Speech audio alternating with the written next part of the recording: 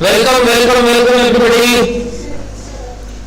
ये किसका बैग है? अविनाश सर आपका बैग।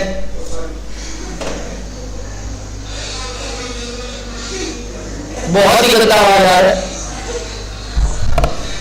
तो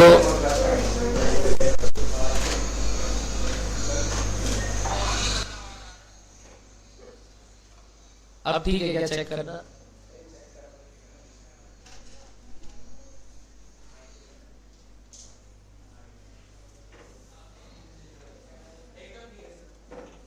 बेटर। ऑनलाइन लाइव लाइव जल्दी से सुनेंगे।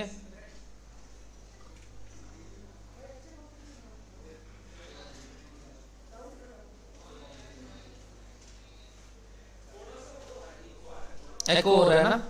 तो वही वाला प्रॉब्लम है। कौन सा बोल तो? साउंड।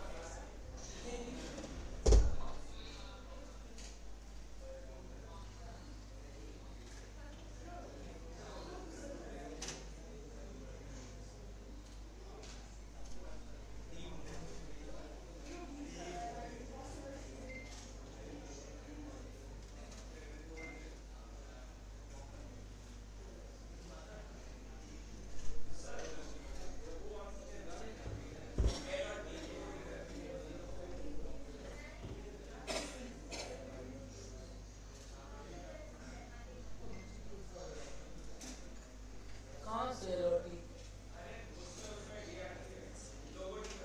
ओ,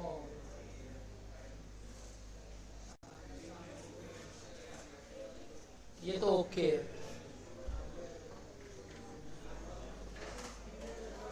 हेलो।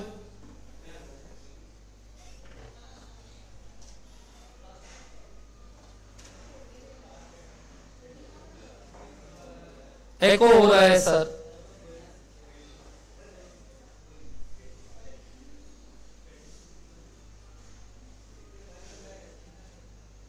एक बार उनको बोले क्या लेने? Please wait guys.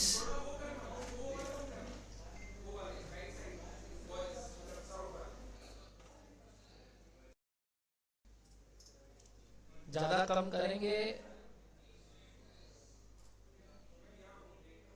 हाँ ठीक है, वो तो मालूम है। देखते हैं अब एको कर रहा है कि नहीं। चेक। Everybody check.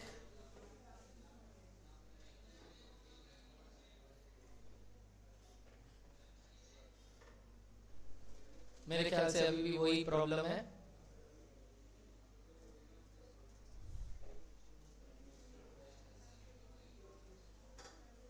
और एक वो साउंड भी आ रहा है ना, बैक ब्लैक वाला साउंड नहीं आ रहा है क्या? हाँ, एको हो रहा है ना। ठीक।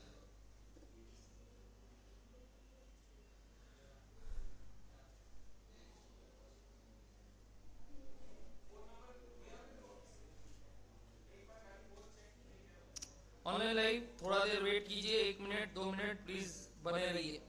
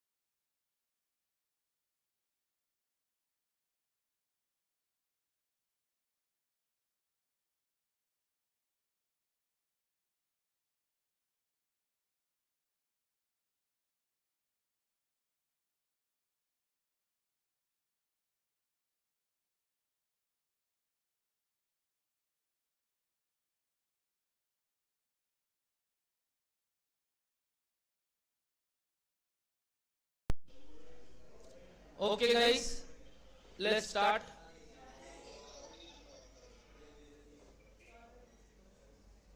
लिंक आया आपके पास?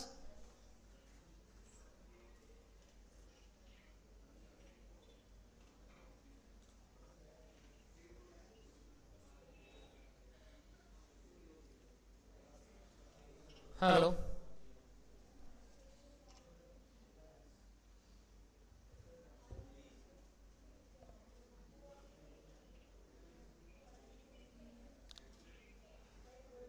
लास्ट क्लास हम लोग बेसिक्स का थर्ड क्लास किए थे, right? Element wise cost start कर दिए थे क्या? ओके, हम वो गुड मॉर्निंग और गुड जो करते हैं अभी करेंगे। एक बार साउंड का प्रॉब्लम हो रहा है, वो ठीक कर ले, फिर देखते हैं, क्योंकि थोड़ा सा सॉफ्टवेयर का दिक्कत है। सर आपको वहां कैसा सुनाई दे रहा है मेरा आवाज? थोड़ा बहुत?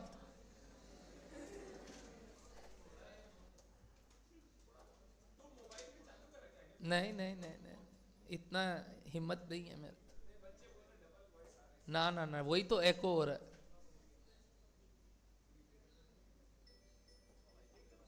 अब ठीक आ गया? ओके, कुछ किया है वो? हाँ, कुछ रिसीवर एनडीआई रिसीवर चेंज किए। All good? ठीक है ठीक है ठीक है ठीक है ठीक है।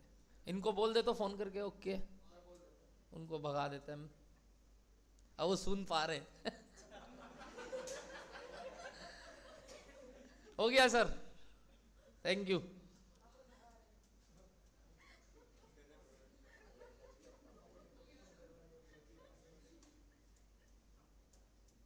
क्या बोलना एक बार, हम नहीं तो काटे।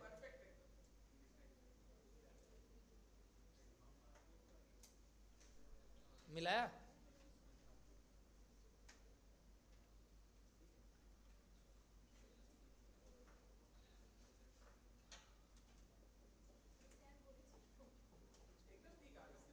वाह, ओ अब ठीक है बिल्कुल।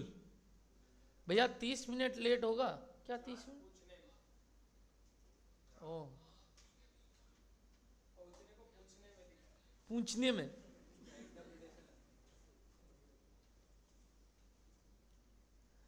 Okay then let's start. हाँ,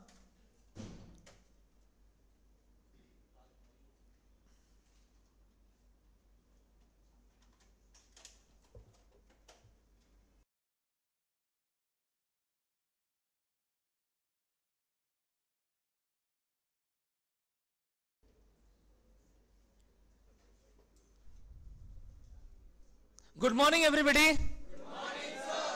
चलो, गुड मॉर्निंग एवरीबॉडी। बढ़िया।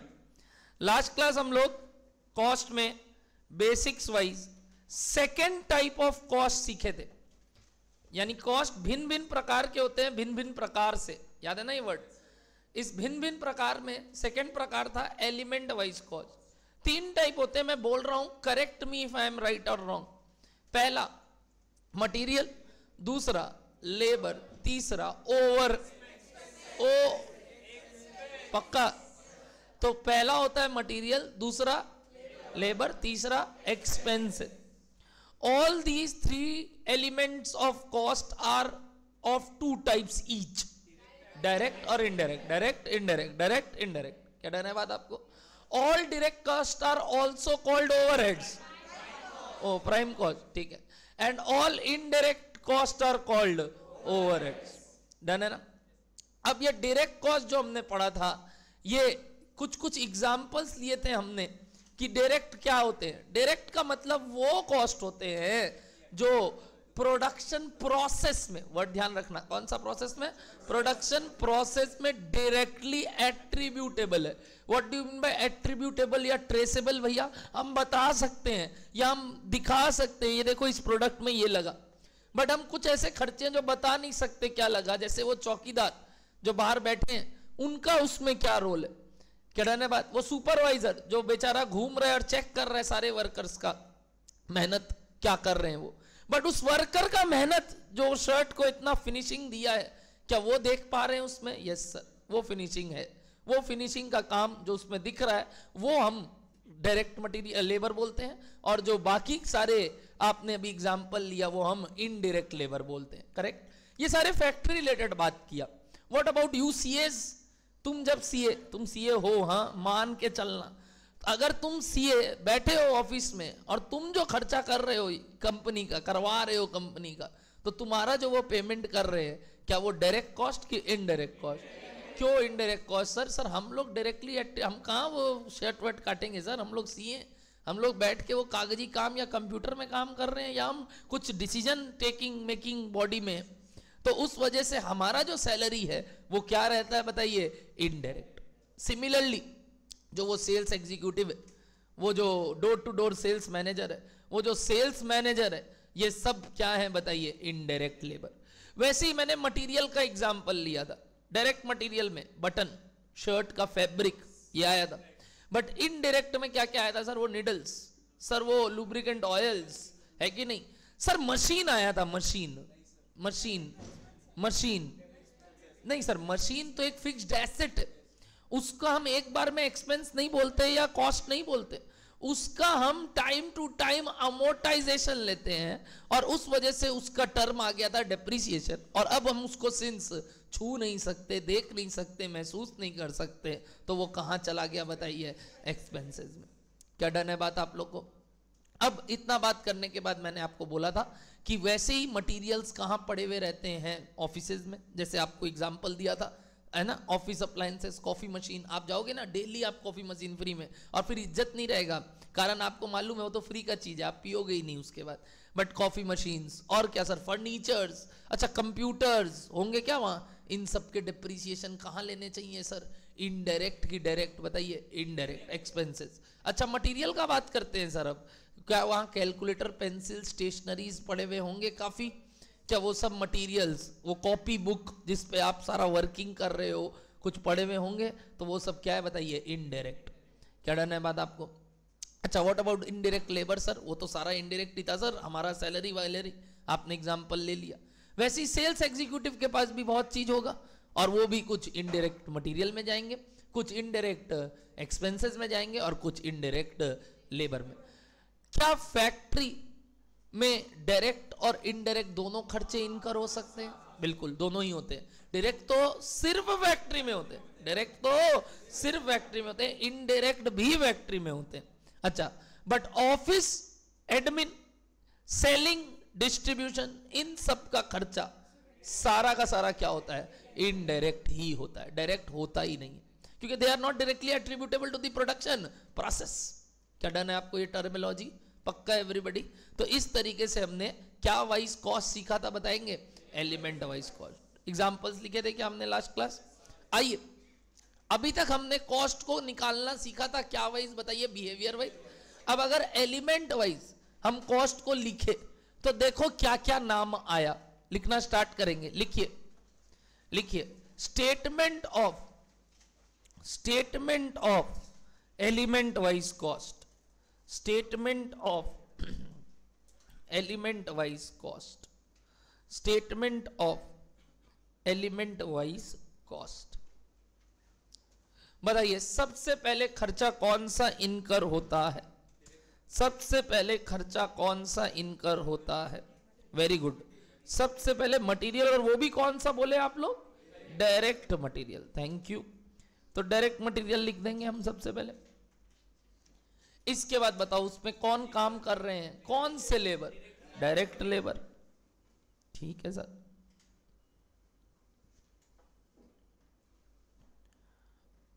और कोई खर्चा? अच्छा, कुछ ऐसे खर्चे होंगे जो उस समोसा को बनाने में लग रहा होगा, वो शर्ट को बनाने में लग रहा होगा, याद है उसका लोगो, उसका नाम, उसका ट्रेडमार्क, तिवाड़ी का समोसा, या फिर सर वो एलन सोली का शर्ट। तो वो जो एग्जाम्पल मैंने दिया, क्या वो भी उसके साथ डायरेक्टली एसोसिएटेड कॉस्ट है? एक शर्ट बनने पे हम बता सकते हैं ये लोगों का खर्चा है, रे ये तिवाड़ी का समोसा है, ऐसा ऐसा नहीं है। तो वो जो हमने बोला वो क्या है बताइए? Direct expenses. क्या ये तीन ही टाइप के डायरेक्ट कॉस्ट मैंने आपको समझाए हैं? और दुनिया में यही 3 टाइप के डायरेक्ट कॉस्ट होते हैं।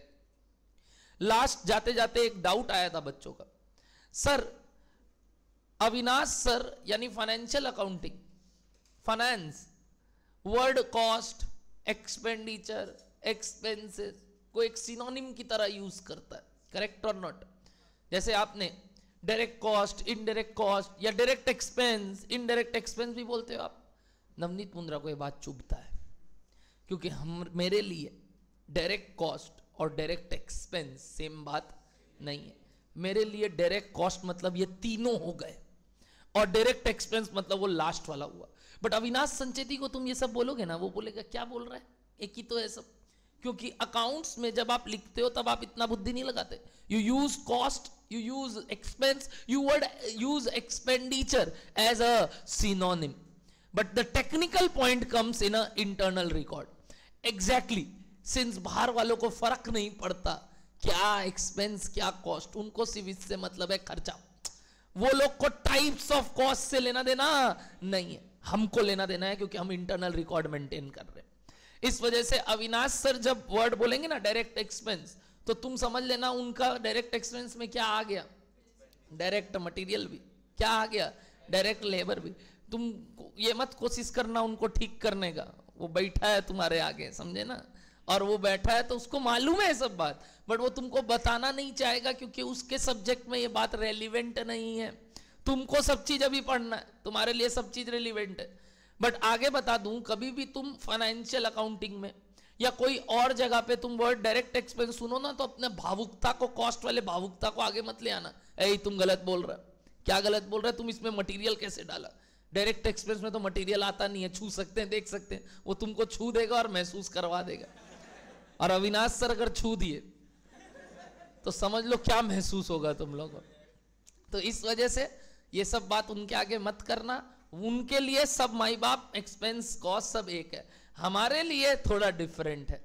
क्या डन है आपको बात? तो नेवरदलेस हम इस बात को अब समझ गए हैं कि ऐसे देखा जाए technically we are more correct, but practically he is more correct. Done है? तो प्रैक्टिकल टेक्निकल दोनों बात आपको सीख के चलना है। Talk cost is a one of the technical subject जिसके अंदर आपको एकदम घुस के पढ़ाई करना। क्या डन है?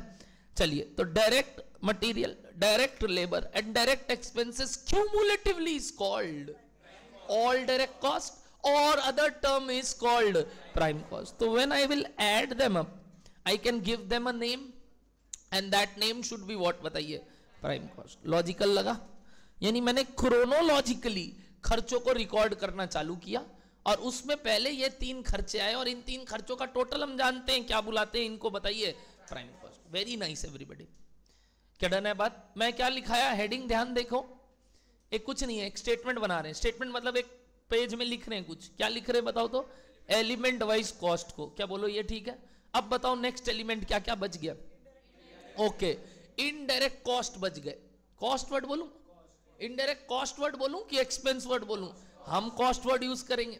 इनडायरेक्ट कॉस्ट बच गए, जो कि अब क्या क्या हो सकते हैं, मटेरियल भी, लेबर भी, और बट वो तो सर डिपार्टमेंट वाइज इनकर होते हैं। ध्यान से देखो, क्या मैंने वो इनडायरेक्ट कॉस्ट यानी ओवरहेड्स को 3 भाग में ब्रेक किया था? जाके देखो डायग्राम जो कल बनवाए थे, जाके देखो डायग्राम जो कल बनाए थे, ये ब्यूटीफुल डायग्राम याद है? वो 3 पार्ट में ब्रेक हुआ था। यानी क्रोनोलॉजिकली बताइए पहले कौन सा ओवरहेड इनकर हो रहा होगा। मतलब रिकॉर्ड करते वक्त हम क्या करना चाहिए, ऐसे सब साइमल्टेनियसली इनकर हो रहे हैं एक ही टाइम पे, ये भी सोच रहा है वो भी कर रहा है, बट एक होता है ना रिकॉर्डिंग टाइप के हिसाब से, बताइए कौन सा पहले रिकॉर्ड करेंगे। फैक्ट्री का डायरेक्ट खर्चा ले लिए, अब फैक्ट्री में और ऊपरा ऊपरी खर्चे भी लग रहे होंगे। ओए थोड़ा बनिया वाला भाषा बात करूंगा, क्या ऊपरा ऊपरी, जैसे अपने पिताजी लोग यूज करते हैं, ऊपरा ऊपरी यार इतना लग गया। तो ये जो ऊपरा ऊपरी खर्चे लग गए, इसको ही तो अपने ओवरहेड्स बोलते हैं। तो बताइए ऊपरा ऊपरी खर्चे पहले कौन से डिपार्टमेंट का लगता है? तो बताओ इसके बाद क्या ऐड कर देना चाहिए, फैक्ट्री ओवरहेड। यानी इनडायरेक्ट कॉस्ट आपने डिपार्टमेंट वाइज ब्रेक किया, बट डायरेक्ट कॉस्ट को नहीं किया। रीजन बीइंग, अबे डायरेक्ट तो एक ही जगह लगता है, फैक्ट्री, तो वहां क्या लिखोगे, फैक्ट्री या ऑफिस हो। बट जहां ओवरहेड आएगा वहां क्या बोलना चालू कर दिया ये आदमी, सर डिपार्टमेंट वाइज। अब सबसे पहले किस डिपार्टमेंट का खर्चा रिकॉर्ड करते हैं सर, फैक्ट्री का, क्योंकि जैसे ही ये कर लेंगे मेरे ख्याल से हम एक जगह से मूव ऑन होके एक दूसरे जगह जा चुके हैं। बताइए कहां से घूम के कहां चले गए। डायग्राम बनाए थे, याद है? ये रहा डायग्राम, वो वाला मैंने शायद बनाया हुआ है क्या? ये रहा, ये रहा, ये रहा, ये रहा, ये रहा। क्या फैक्ट्री का सारा खर्चा डन? क्या अब हम शिफ्ट हो गए हैं यहां? यानी हमने अभी तक किसका खर्चा निकाल लिया? फैक्ट्री तक का। अच्छा लगा word factory? Exactly the name given to prime cost plus factory overhead is called factory cost. क्या वर्ड बोले? बोलिए। तो overhead and cost is different. क्या समझ में आ रहा है? ओवरहेड मतलब बताओ, फैक्ट्री ओवरहेड मतलब केवल इनडायरेक्ट एक्सपेंसेस की cost, indirect cost incurred in factory. And what do mean by factory cost? बोलो। फैक्ट्री कॉस्ट सर फैक्ट्री में जितने खर्चे लगे, चाहे वो डायरेक्ट चाहे वो इनडायरेक्ट। अच्छा लगा क्या नामकरण? तो फैक्ट्री कॉस्ट नाम एकदम सही है। इसका एक और नाम दिया गया, वो बहुत आराम नाम है, जैसे मैंने आपको डिपार्टमेंट वाइज बताया था। सिंस इसका नाम दूसरा था तो इसका भी एक और नाम है, क्या पता है? Works cost. जैसे फैक्ट्री ओवरहेड के 3 नाम, हाथ ऊपर करके बिना पहले बोले, हाथ ऊपर करो। फैक्ट्री ओवरहेड के 3 नाम और 3 नाम। रेडी? रेडी? चल तुम ही बोल, इतना सर बोल रहा है लाइन से। अच्छा लाइन क्या होता है तुम बता दे। 3 मैन्युफैक्चरिंग ओवरहेड, सही बोल रहा है क्या? Manufacturing overhead, works overhead. Cost word मत बोल देना, हम चाबुक मारेंगे, लिटरली में नहीं, ठीक है ना? ऐसे ही, ठीक। नेक्स्ट लास्ट एक रह गया वर्ड, प्रोडक्शन ओवरहेड। ये वर्ड ओवरहेड है, वहीं ये अगर डायरेक्ट कॉस्ट के साथ जुड़ जाता है तो इसको क्या नाम दिया गया सर? वर्क्स कॉस्ट या फैक्ट्री कॉस्ट। सर इसको भी तो मैन्युफैक्चरिंग कॉस्ट भी बोल लीजिए, बोलते कई चीज है बट एक बार के लिए ये ओके है? Everybody done? तो फैक्ट्री ओवरहेड के 3 नाम और क्लियर हो गए। और यहां पे जो टोटल किए इसको क्या बुलाते हैं सर? फैक्ट्री तक का खर्चा, हेंस फैक्ट्री कॉस्ट या वर्क्स कॉस्ट। अब कौन कौन मदद कर रहे हैं बताओ? आगे आगे 1 मिनट। ऑफिस तो बड़ा ही डगमगाने वाला आदमी नहीं था, ध्यान आ रहा है? ऑफिस का खुद का कोई अस्तित्व है ही नहीं। वो तो या तो प्रोडक्शन में हेल्प कर रहा है या तो सेल्स में हेल्प कर रहा है। तो पहले कौन सा वाला हेल्प लिखूं?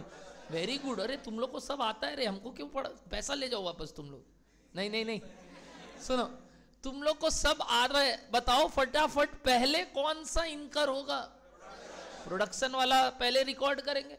तो हम सबसे पहले लिखेंगे अगला heading, office and administrative overheads. अच्छा ऑफिस और एडमिन के तो सारे खर्चे ओवरहेड ही है ना? सारे खर्चे क्या है? ओवरहेड ही तो है, क्योंकि यहां डायरेक्ट कॉस्ट होता ही नहीं।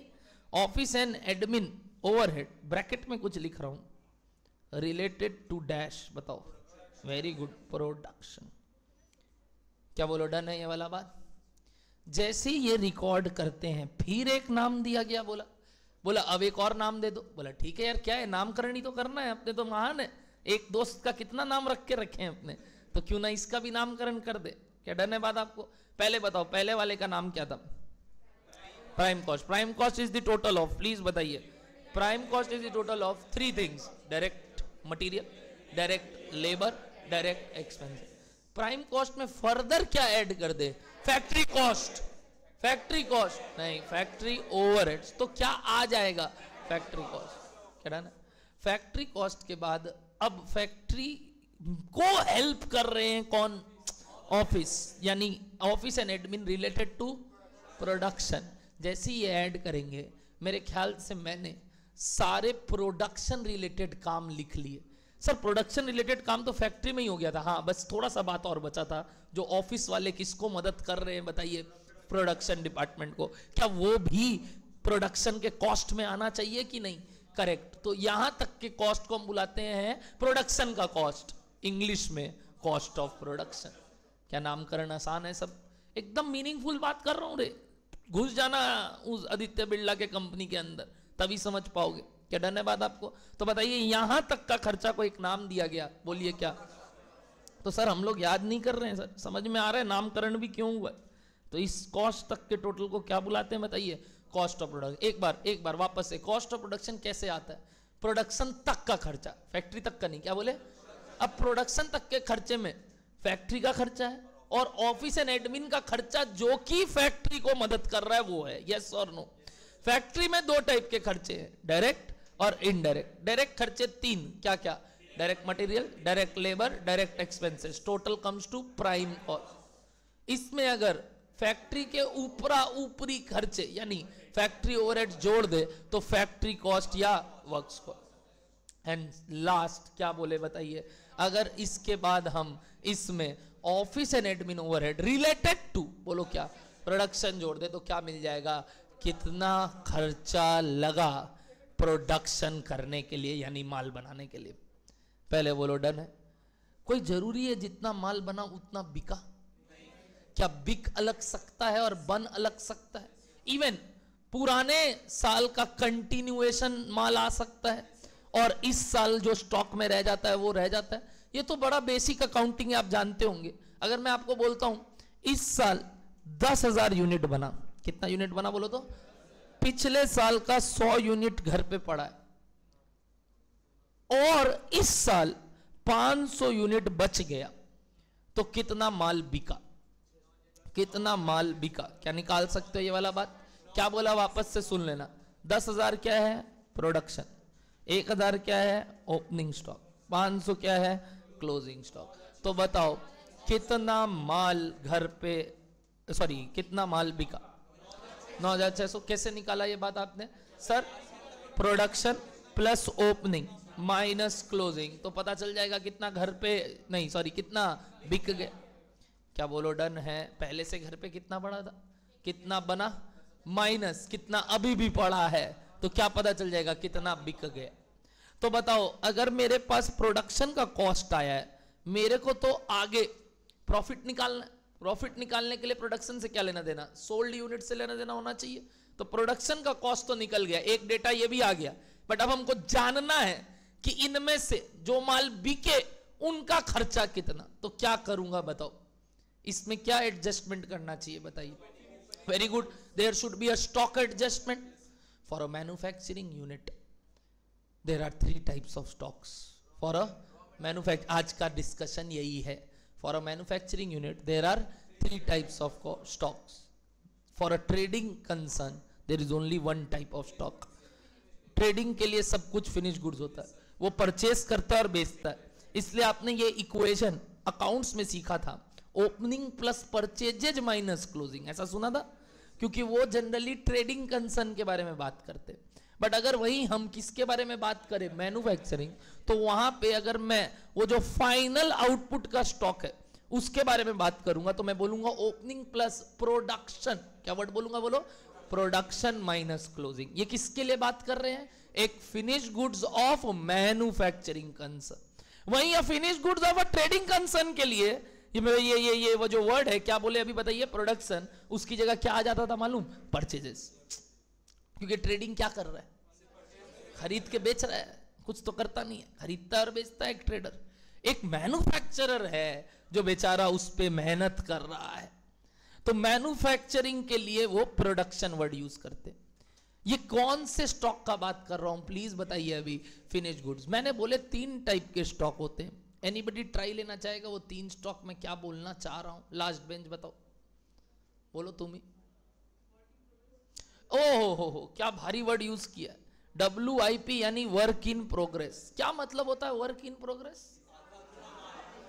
सर ऐसा हो सकता है कोई ऐसे माल है जो चालू तो किए बनाना, बट जिस तारीख को, प्लीज बड़ा कंसेप्चुअल बातें हैं, जिस तारीख को आप ये सब रिकॉर्ड कर रहे हो, जिस पीरियड का आप ये सब रिकॉर्ड कर रहे हो, उस पीरियड के आखिरी दिन जब हम माल मिलाने गए तो ऐसा दिख रहा है कोई शर्ट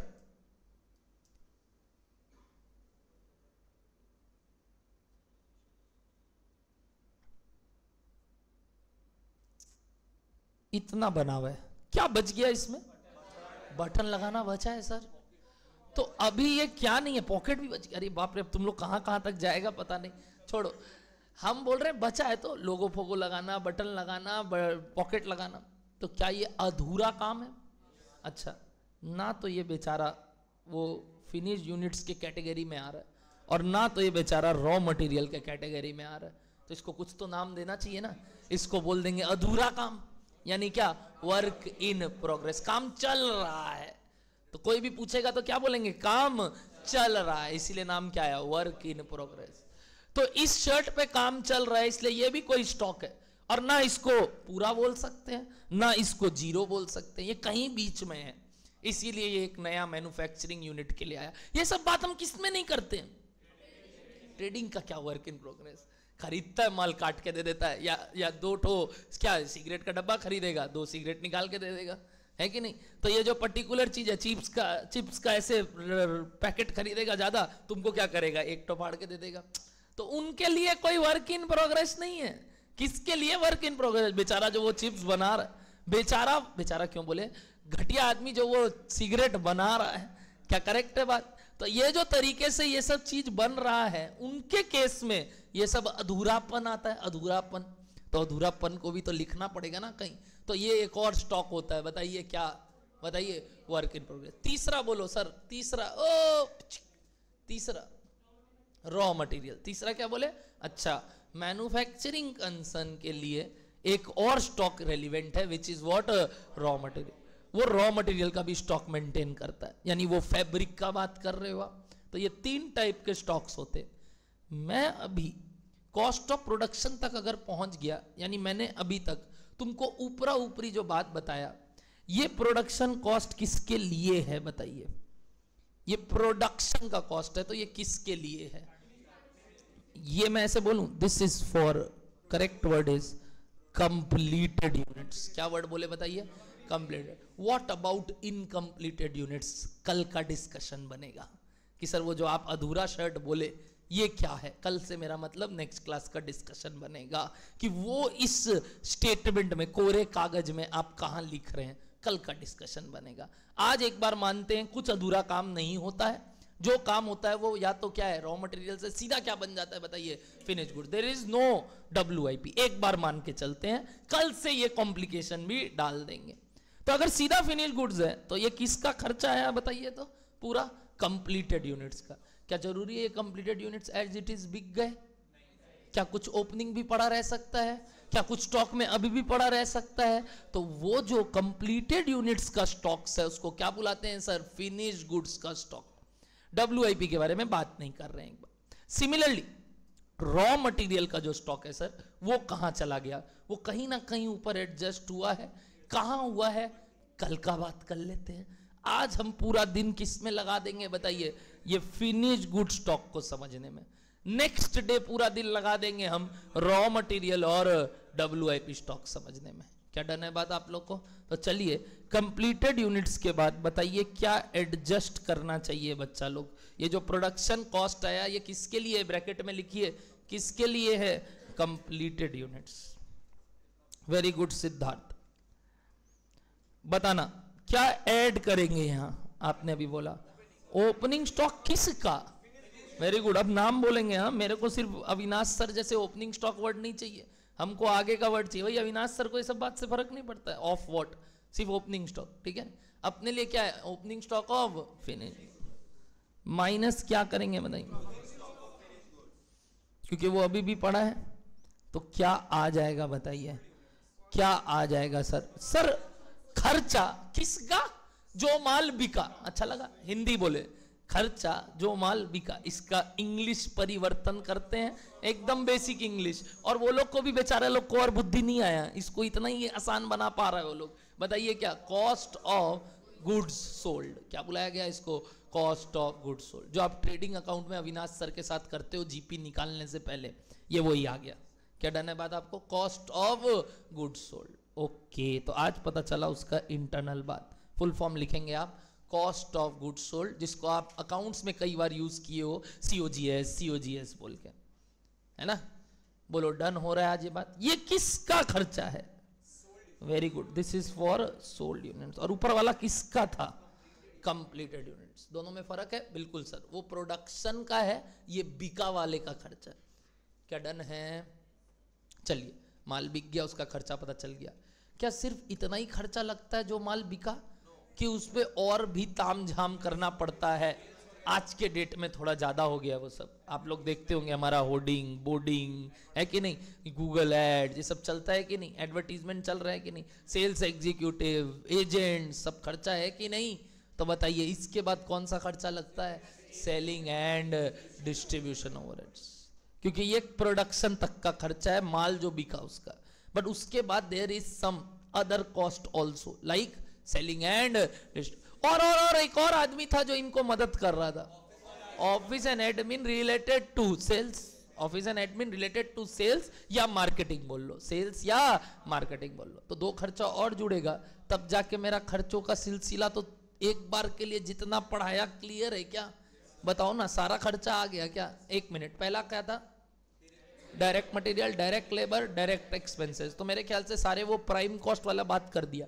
इसके बाद आपने तीनों इनडायरेक्ट को एक जोड़ के बोला था ओवरहेड्स, और उस ओवरहेड्स को फिर तीन भाग में ब्रेक किया था डिपार्टमेंट वाइज, जिसमें पहला ले लिया आपने कहा फैक्ट्री, दूसरा क्या ले लिया ऑफिस, बट उसका अभी तक थोड़ा काम लिया है, ठीक। उसके बाद क्या आता है, सेलिंग।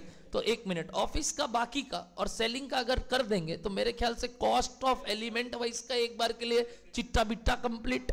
तो बताइए इसके बाद क्या ऐड करेंगे, बोलिए, office and admin overhead bracket में रिलेटेड टू वर्ड बोलिए sales and one more selling and distribution overhead, selling and distribution overhead, office and admin overhead related to sales, और एक क्या वर्ड बोले अभी आप बताइए, selling and distribution overhead. Very good Pratham. इसका टोटल को भी एक नाम दिया गया, this is called total cost, जो आज तक जानते हो आप। बट ये टोटल कॉस्ट कौन सा कॉस्ट है मालूम, ऑपरेटिंग लेवल का। क्या वर्ड बोले सुने, what do mean by operating, धंधे, धंधे का खर्चा। अभी धंधे का खर्चा आया, अब इसके बाद और कई खर्चे लगते हैं जो आप धंधे के बाहर जाके बात करते हो। याद करो, क्या ये धंधे के खर्चे तक का बात निकालने के बाद धंधे का प्रॉफिट निकालना was one of the objective of cost accounting system? What the foremost objective of cost accounting system? बताओ तो एक बार objectives क्या क्या था। पहला, to know, to calculate product wise cost, to calculate product wise sale and hence product wise operating cost। तो ये जितना बात जो मैंने किया आपके आगे, पहला बात, ये क्या वाइज स्टेटमेंट बना, एलिमेंट वाइज, और वो भी किसका, ऑफ अ प्रोडक्ट। अब जाके ऊपर लिखो, जो हेडिंग लिखाए थे ना, क्या लिखे थे बताइए आप, statement of element wise cost, बगल में लिखो ऑफ अ प्रोडक्ट। ये कंपनी का नहीं बन रहा है, ये किसका बन रहा है, एक एक प्रोडक्ट का, ऑफ अ प्रोडक्ट, करेक्ट, क्योंकि कॉस्ट में हमको तो वो जानना है। तो ऊपर जो हेडिंग लिखे थे, स्टेटमेंट ऑफ, क्या लिखे थे बताइए, एलिमेंट वाइज कॉस्ट, बगल में क्या लिखिए, ऑफ अ प्रोडक्ट। आ गए वहां तक बात, वापस नीचे आते हैं। तो यहां तक का खर्चा को हम क्या बुलाएंगे बताइए, ऑपरेटिंग कॉस्ट। क्या हो गया बताइए, और इसको नाम दिया गया टोटल कॉस्ट, यानी कॉस्ट ऑफ सेल्स। क्या नाम दिया गया बोलो, यानी बिकाने का खर्चा क्या है, अल्टीमेटली बिक रहा है तो उसका खर्चा क्या है। बट सर इसके बाद सर और भी तो कई खर्चे लगते होंगे, कुछ एग्जाम्पल जो लग रहा है सर आपने अभी तक नहीं लिया, एनीबडी, कुछ ऐसे एग्जाम्पल जो मैंने नहीं लिए इन खर्चे में। Very good. एक खर्चा बोला वो इंटरेस्ट कहीं नहीं आया, क्यों इंटरेस्ट क्यों नहीं आया पता है, it is a finance cost. अरे पीएल में लिखते थे तुम अकाउंट्स में भी। अच्छा बैड डेट, अच्छा डिविडेंड, अच्छा वो और बोलो और बोलो, अच्छा प्रॉफिट या loss on sale of fixed assets या इन्वेस्टमेंट, ये सब कुछ अकाउंटिंग टर्म्स था क्या। अरे taxation, taxes, provision for taxes, है कि नहीं। ये सब कुछ ऐसे चीजें हैं जो मैंने कहा नहीं लिया अभी तक, बताओ इन खर्चों में, क्योंकि वो यहां नहीं आ रहे हैं अभी। वो क्या है, और नॉन ऑपरेटिंग एक्सपेंस, अकाउंट्स में भी सुने हो आप ये वर्ड, क्या बुलाते हैं इसको बताइए, नॉन ऑपरेटिंग एक्सपेंसेस। मैंने तो अभी तक क्या किया है, operating expenses. Let us correct the word now from Avinash son to Navneet sir. Operating cost बुलाते हैं इन सबको, क्या बुलाते हैं बताइए। कल तक क्या बुलाते थे इसको, operating expense, expense word use करते थे, बट अब क्या वर्ड यूज करेंगे बताइए, ऑपरेटिंग कॉस्ट है। इसके बाद क्या और भी खर्चा लगता है, यस, और उन खर्चों को क्या बुलाते हैं सर, नॉन ऑपरेटिंग एक्सपेंसेस। वहां पे तो एक्सपेंसेस वर्ड बोलते हैं। अब हम बोलेंगे कॉस्ट, तो नॉन ऑपरेटिंग कॉस्ट, जिसमें क्या क्या आता है sir? Finance cost, taxation cost, है कि नहीं, वो बैड डेट, वो etcetera etcetera etcetera, which are non operating in nature. और वो क्या होता है वो भी हम सीखेंगे। यानी कॉस्ट का और एक टाइप हो गया, क्या बताइए? ऑपरेटिंग और नॉन ऑपरेटिंग। हमको कॉस्ट में नॉन ऑपरेटिंग से लेना देना नहीं है। अभी हमको धंधे का, कोर धंधे का बात करो तो इसके बारे में बात करना। तो सर फाइनेंस कॉस्ट कहां आएगा? आगे जाके आपको फाइनेंशियल अकाउंटिंग में, यानी ये एडवांस अकाउंटिंग एफएम में आप करोगे उसके बारे में बात, यहां नहीं करोगे आप। क्या डन है? ये जो टोटल आया कॉस्ट ऑफ सेल्स, इस टोटल को टोटल ऑपरेटिंग कॉस्ट भी बुलाते हैं। और अगर मैं इसको अब सेल्स से कंपेयर कर दूं तो क्या निकलेगा बताइए? कौन सा प्रॉफिट बच्चा लोग? Operating profit. क्या यही मेरा ऑब्जेक्टिव था कॉस्ट अकाउंटिंग सिस्टम सीखने का? क्या यही मेरा ऑब्जेक्टिव था कॉस्ट अकाउंटिंग सिस्टम सीखने का? याद करो फर्स्ट डे मैंने आपको बनवाया भी था बेसिक्स के क्लास में, एलन सोली का पीएल और ट्रेडिंग। बीच में एक बात बोला था कि अविनाश सर इसके बारे में बात नहीं करते, नवनीत सर बात करेंगे। आइए इस बात को वापस से नीचे एक बार समझते हैं। ये आप बनाते थे, लिखना नहीं है, ये आप बनाते थे ट्रेडिंग एंड पीएल। यहां क्या क्या लिखते थे बताइए? ऐसे बाई आता था ना शायद, ना? हमको नहीं आता, हाँ, CA by default, okay, by से। और यहाँ क्या आता है? टू वो सब सारे वो purchases, to wages, to carriage inward, to फिर जीपी आ जाता था, है ना? और फिर यहाँ क्या लिखते थे बताइए? By GP. और फिर यहाँ क्या लिखते थे मालूम? सेलिंग का खर्चा, ठीक है। और क्या लिखते थे बताइए? तो वो इंटरेस्ट का खर्चा, वो टैक्स का खर्चा, वही profit on sale, loss on sale, ठीक है ना?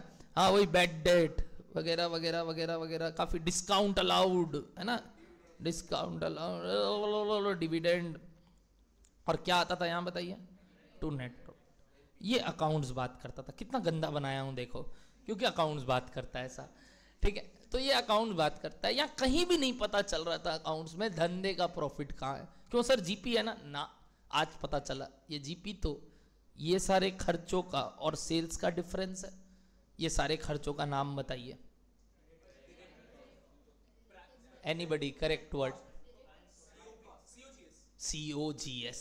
यही तो अभी तुमसे इतना देर से पूछ रहे हैं। अकाउंट्स, ट्रेडिंग अकाउंट में क्या सिखाता है आपको निकालना बताइए? COGS। और जो COGS और सेल्स का डिफरेंस है उसको क्या बुलाते हैं? जीपी। उसके बाद वो पता है सीधा COGS के बाद कहां जंप करते हैं? सारे खर्चे लिख देते हैं और सीधा कहां चले जाते थे? NP। अरे बीच का कहीं आइए जहां पे क्या लिखेंगे बताइए? Operating profit. जो मैंने आपको बोला था, यहां पे अगर मैं डबल लाइन बना दूं और बीच में क्या लिखूं? टू व्हाट बोलिए? Operating profit. जहां मैंने क्या ले लिया? ये देखिए, सेलिंग का खर्चा। तो क्या आता है? Operating profit. ये बात कौन नहीं कर रहा था? अकाउंट्स।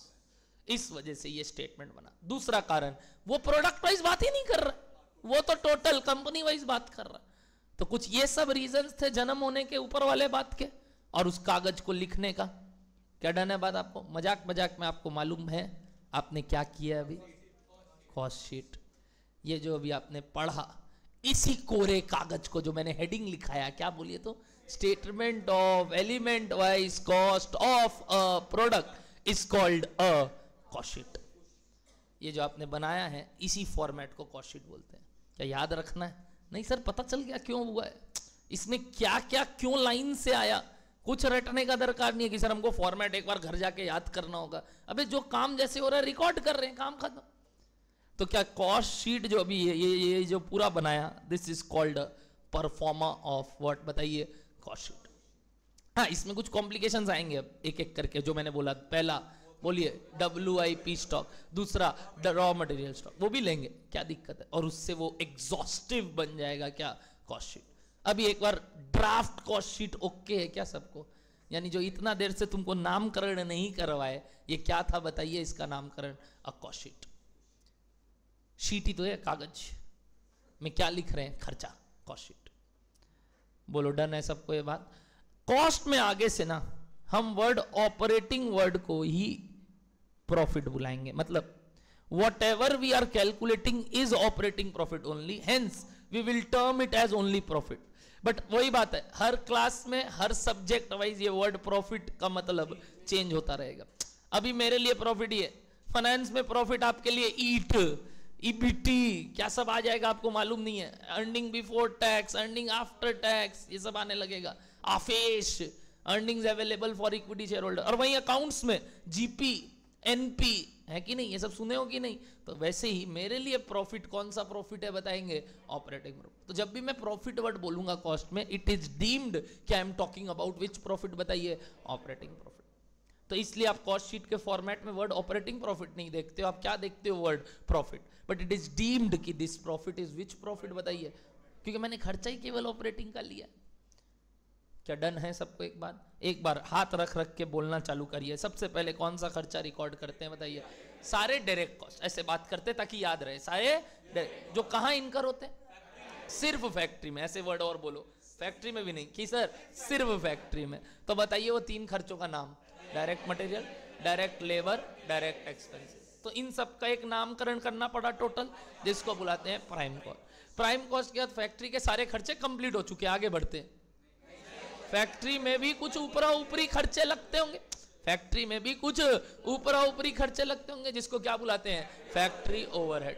क्योंकि अब इनडायरेक्ट कॉस्ट लगेगा, और वो भी सबसे पहले किसका, फैक्ट्री का।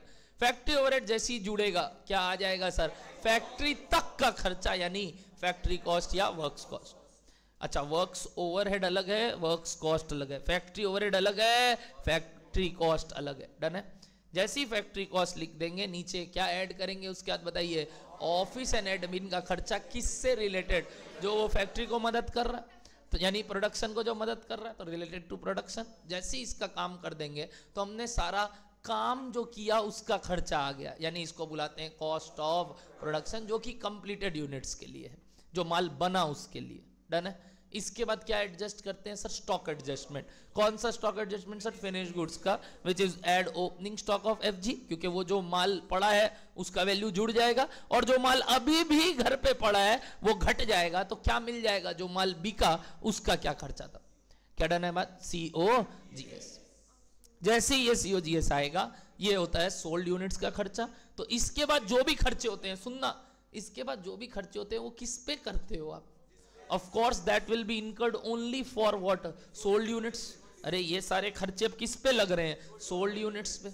जैसे ये दो खर्चा, और क्या क्या, ऑफिस का खर्चा जो सेल्स को मदद कर रहा है, और सेलिंग एंड डिस्ट्रीब्यूशन का खर्चा ऐड कर देंगे, खत्म। क्या आ गया बताइए, cost of sales. Compare it with sales to calculate operating profit और profit. This is a draft format of which sheet, और शीट। तो हेडिंग में वापस जाके लिख लीजिए कॉस्ट शीट। वो जो आपने लिखे थे ना, यानी कॉस्ट शीट का डेफिनेशन क्या है मालूम, it is a statement of, बोलिए, element wise cost of a product, that's it. This is the definition of cost sheet. क्या डन है? हाँ, लिख सकते हो। बोलो, बात समझ में आया सबको? पक्का? Cost sheet definition okay, statement okay. एक बार ऐसे ही, मतलब अपने को कुछ याद नहीं रखना है, अपने को पता ही चल गया क्या हो रहा है। तो ये जो पूरा बात अभी हमने किया, इसको ही हम कॉस्ट शीट बुलाते हैं। और अब मैं आपको इसके जो एक एक बात है कैसे निकलता है वो निकलवाऊंगा, जिसमें आज का दिन मैं आपको किस में देने के लिए बोला बताइए, फिनिश गुड्स का वैल्यूएशन करना सीखेंगे। क्या डन है बात आपको? तो heading number next, valuation of closing stock of finished goods। heading number next, valuation of closing stock of finished goods। valuation of closing stock of, क्या लिखे हैं बताइए, finished goods। चलिए, तो मैं एक काम करूं, मैं कहां तक का टोटल तुमको बताता रहूंगा। अगर ये टॉपिक सिखाना है तो बताओ, कहां तक का टोटल बताते रहूं। अगर मेरे को स्टॉक एडजस्टमेंट सिखाना है तो मैं कहां तक का टोटल अभी दे देता हूं एक बार। बोलो बोलो बोलो, ऊपर कॉस्ट शीट से COP तक का। एक बार मैं तुमको COP तक का टोटल दे रहा हूं। सर वो कैसे आता है, सीखेंगे ना, क्या हड़बड़ी है। बट पहले बोलो, अभी सिर्फ एक पार्ट सीख रहे हैं क्या, स्टॉक एडजस्टमेंट। उसके लिए मैं आपको कहां तक का टोटल दे दे रहा हूं, COP। कैसे आया तुमको मतलब नहीं है। क्या डन है बात आपको? लिखो लिखो, एग्जाम्पल, रेडी, लिखना, total cost of production for 20,000 units is rupees 40 lakhs, is rupees 40 lakhs. Opening stock of finished goods bracket में 2,000 units was valued at rupees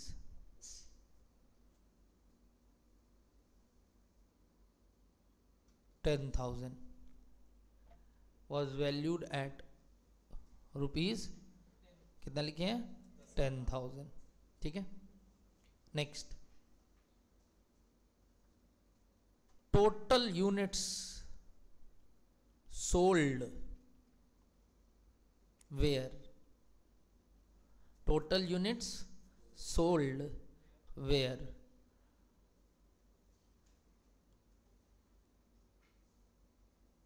18,000. Calculate, yeah, number 1, calculate closing stock in units. Number 1, calculate closing stock in units. बताओ closing stock in units. पहले तो closing stock in units, दिमाग लगा के, हड़बड़ी नहीं, इसलिए बोला हड़बड़ी नहीं, नॉर्मल एकदम पहले बेसिक में आ जाओ. अच्छा, कितना घर पे पड़ा था 2000, कितना बन गया 20, टोटल कितना हो गया 22, कितना बिक गया 18, तो घर पे कितना पड़ा है 4000. सिंपल तो बात है, क्या बोलो, डन है 4000 का कैलकुलेशन. और वरना इक्वेशन वाइज जाना है तो आओ लिखते हैं. बताइए, we already know opening stock in units plus बोलो क्या, प्लस बोलो क्या, production units minus sold units is equals to बोलो क्या, क्लोजिंग स्टॉक इन यूनिट्स. अच्छा लगा ये इक्वेशन? अगर अच्छा लगा तो स्टार मार्क कर लो.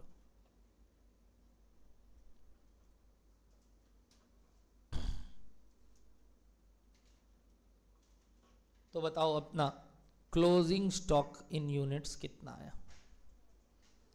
2000 घर पे पड़ा था, 20,000 बना, 22 होता है, 18 बिक गया तो 4000 पड़ा. सिंपल बनिया,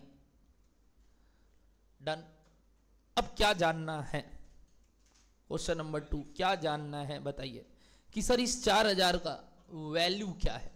सर 2000 का वैल्यू मेरे पास है ओपनिंग स्टॉक का, कितना बताइए 10,000, और 20,000 का वैल्यू मेरे पास है, कितना बताइए 40 लाख. अगर इन सब का वैल्यू अभी से पता है और हमको क्या निकालना है बताइए, क्लोजिंग स्टॉक का वैल्यू, तो क्या करना पड़ेगा? सर थोड़ा मदद कीजिए, बताइए आपको क्या जानने का दरकार है.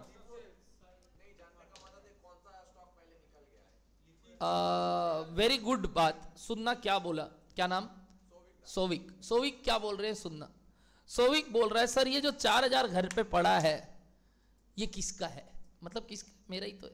अरे किसका है मतलब, 2 टाइप के गुड्स थे, ध्यान से देखो, एक जो पहले से चले आ रहे थे और एक जो इस साल बने. अगर इस साल 20,000 बनाया और पहले से 2000 चले हुए आ रहा है, तो वो जो 4000 अभी भी घर पे पड़ा है वो किसका है. वो क्या ओपनिंग का है, वो क्या करंट का है, क्या वो मिक्सचर का है, क्या है.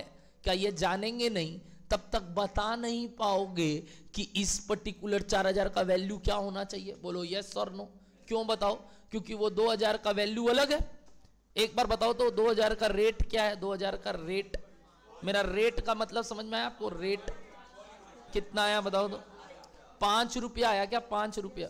कैसे आया 5 रुपया बोलो तो, 10,000 बाई 2000 का वैल्यू 5 रुपया करके है, और जो वो बना उसका रेट कितना है 200 है क्या. तब एक काम करो ना, इसको 1 लाख कर लो बस, एक बार ऊपर जाके ओपनिंग स्टॉक का वैल्यू को क्या कर लो बोलो तो 1 लाख. अब बताओ ओपनिंग का स्टॉक का वैल्यू कितना करके है 50 रुपया करके है, और जो बना वो कितना करके है 200. तो दोनों तो माल अलग अलग वैल्यू का है। तो ये जो 4000 घर पे पड़ा है बॉस, ये कौन सा वाला है जानने का इच्छा नहीं हो रहा है? पक्का एवरीबॉडी? अब ये कौन सा 4000 है, चाहे ये इस बार वाला हो चाहे ये पुराना वाला हो, वो मत देखना कि वो जो ओपनिंग में जो देखिए उसमें जो खरोंच लगा था वही वाला आज पड़ा है। यानी मैं ये बोलना चाह रहा हूं, वो जो शर्ट पुराना वाला शर्ट था ना सर, उसमें हम एक दागी बना के रखे थे ये चेक करने के लिए कि वो बिका है कि नहीं। और जब हम क्लोजिंग स्टॉक का काउंटिंग किए तो देखे उस 2000 में 400 उसका पड़ा है, बाकी का वो पड़ा है। ये सब काम नहीं करते हम ये सिर्फ किस लिए कर रहे हैं मालूम? वैल्यूएशन पर्पस के लिए। किस पर्पस के लिए बोलो तो? यानी हमको इससे मतलब नहीं है कि वो 4000 में सच में क्या हुआ है, हमको तो बुक्स में क्या करना है, प्रॉपर्ली उसको रिकॉर्ड। और जनरली जो हम प्रोसेस फॉलो करते हैं वैल्यूएशन का, वो उसी हिसाब से बिका भी होगा। सर क्या क्या तरीका हो सकता है बताइए आप? बड़ा सिंपल बात है। क्या ये सोच सकते हैं आप जो बिका है वो सबसे पहले ओपनिंग बिका होगा फिर करंट से बिका होगा, या उल्टा समझ सकते हैं सबसे पहले बोलिए करंट वाला बिका होगा? और कौन सा इलॉजिकल लग रहा है? कौन सा इलॉजिकल लग रहा है? प्लीज इनपुट देंगे सब। सेकंड वाला मतलब आपको लीफो नहीं समझ में आ रहा है, आप ही करते हो दिन भर। चलो आओ नीचे जाओ, जलेबी का दुकान में और समोसा का दुकान में वो जो पहले निकला हुआ है ना, नहीं लोगे, बोले कि अब भी तल रहा है जो वो वाला दे, फ्रेश है क्या? एकदम आई एम टॉकिंग सेंसेबल बात। अच्छा केक बेकरी शॉप फ्रेश है क्या? अभी जो आया है वो लेंगे, कल वाला नहीं लेंगे। क्या करते हो ये सब काम आप? Of course sir. समोसा में अगर वो पहले से पड़ा है तो उसको बोलते हैं क्या ठंडा हो गया? हाँ ठंडा हो गया। ये वो तो ऐसे बोलेगा अभी निकाला है भाभी जी, अभी निकाले, एकदम गर्म है, ले लीजिए। बोले नहीं नहीं अभी जो तला वो दे, नया वाला है कि नहीं? वो जो नीचे वाला होता है देने का कोशिश करता था, अपने बोलते नहीं वो ऊपर वाला दे जो गरम गरम फूला हुआ है कचौड़ी। तो ये जो आप कचौड़ी, ये जो आप जलेबी, अरे वाह, है ना, ये जो आप समोसा का बात कर रहे हैं, जो आप केक का बेकरी का बात कर रहे हैं, आप कौन सा बेसिस पे अप्लाई करते हो उसको बताइए। बंद कर सकता है, ठीक है? बताइए कौन सा बेसिस पे बात कर रहे हो प्लीज। लीफो। लीफो मतलब होता है जो सबसे लास्ट आया है वो सबसे पहले बिकेगा। समोसा का दुकान में यही चलता है, क्योंकि जो सबसे लास्ट बना है, तला है, उसको पहले लोग हजम करते हैं। तो सर इसके कारण से तो वो जो नीचे बेचारा दसा रह गया, वो 2-3 समोसा जो बहुत पहले निकल गया था, वो तो लास्ट तक बचा रह जाएगा। एग्जैक्टली यानी उस इंडस्ट्री में कौन सा मेथड फॉलो होता होगा सोचो, लीफो। तो ये मत बोलना कि some of the technique are logical and some technique is illogical. It depends upon industry to industry. किसी के लिए लीफो बहुत इंपॉर्टेंट है भाई, क्योंकि उनके केस में लीफो ही चलता है। क्योंकि जो बासी केक पड़ा है कल का, वो बासी हो जाता है, वो नहीं बेचने जाएगा, तुम लेोगे ही नहीं। तुमको अगर पता चल गया कल का है, तुम बोलोगे आज वाला दे। अरे ब्रेड का दुकान में नीचे नॉर्मल जब आप बेकरी शॉप क्या छोड़ो, नीचे दुकान में ब्रेड लेने जाते हैं ना, एक्सपायरी डेट देखते हो। एक्सपायरी डेट जिसका सबसे लास्ट है, यानी जो सबसे लेटेस्ट आया हुआ होगा, वो उठा लोगे। और जो पुराना पड़ा है, ऑल्दो उसमें एक्सपायरी डेट ऐसा है कि कल एक्सपायर होगा, और एक में जो परसों एक्सपायर होगा, कौन सा लेके जाओगे? क्यों भाई, खा तो लोगे आज। आदत है ना सर, हमारा नेचर है। और उस नेचर के वजह से वो बेकरी शॉप वाले को मालूम है कि उनका जो कल वाला जो एक्सपायर होने वाला माल है वो लास्ट में पड़े रहेगा और खत्म, उसका स्टॉक डेड एज स्टॉक। तो क्या उस स्टॉक में रहेगा कि नहीं रहेगा? रहेगा। तो उनको तो वैल्यूएशन करने के लिए वो पुराना वाला ब्रेड का दाम देखना चाहिए, ना कि नया वाला का। बोलो कंसेप्ट समझ में आ रहा है? तो ये मत बोलना, एक ये जो गलत धारणा होता है लोगों का जो बचपन से आते हैं इधर, कि लीफो तो बेकार है, लीफो कौन अप्लाई करता होगा? अबे लीफो ही तुम सीखते हो आज तक, तुम तो लीफो के हिसाब से ही नीचे से माल उठाते हो। तो लीफो ही होता है दुनिया में। It all depends upon what, industry to industry. ये सब बात नहीं करते। अब लीफो हो चाहे फीफो हो, क्या सीखना है? अगर ये मेथड्स फॉलो करे तो उस गुड का वैल्यूएशन किस हिसाब से होना चाहिए। क्या बोलो, लॉजिकल लग रहा है? पहला बात तो फर्स्ट इन फर्स्ट आउट का मतलब बताइए। फर्स्ट इन फर्स्ट आउट, जो पहले आया है वो पहले जाएगा। और लास्ट इन फर्स्ट आउट का मतलब बताइए, जो लास्ट में आया है वो पहले जाएगा। समोसा से ओके है? मेरे पास और एक घटिया एग्जाम्पल है इसको समझाने को, और वो जो मैंने डिराइव किया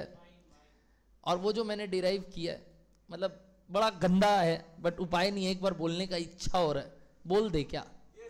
एकदम गंदा है, हाँ? बाद में मत बोलना छी। पक्का? पक्का? फर्स्ट इन फर्स्ट आउट मतलब खाए, जो पहले खाते हैं वो फर्स्ट आउट, तो वो फीफो हो गया। और वही जो पहले खाए और उल्टी कर दिए वो लास्ट इन फर्स्ट आउट हो गया। हे भगवान, समझ में आ रहा है क्या बोले?